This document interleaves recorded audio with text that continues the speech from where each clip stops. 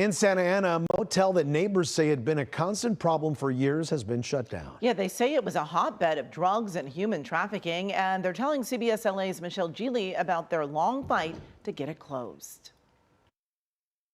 I'm excited. It's about time that it got shut down. Desi Reyes stood outside of the chain link fence that blocks the front entrance to the Sunshine Village Motel on Santa Ana's 1st Street. The Neighborhood Association president has been waiting for the day that police and code enforcement officers would get rid of the crime and safety issues that he says exist here. As you can see, there's apartments across the street, families that live across the street, and they're impacted by the drugs over here, always complaining, what's going on over here. Tuesday, the doors and windows were boarded up, the motel red tagged and declared unsafe to occupy.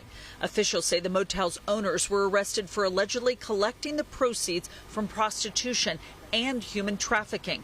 People with warrants were taken into custody. Victims were rescued from the motel. They served the search warrant at 4 specific rooms where there was believed to be human trafficking.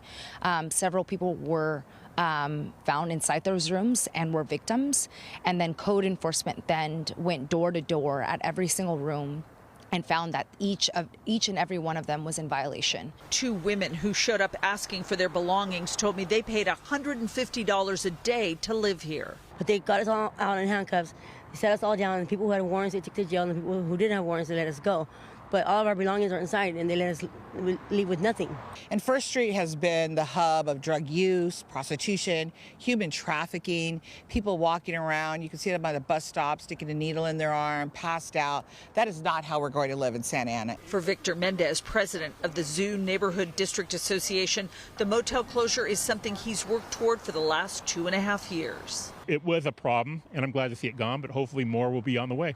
Police say no one is allowed on the property because it is hazardous and the criminal investigation is continuing. It's unclear if the Sunshine Village Motel will reopen. In Santa Ana, Michele Gile, CBS LA.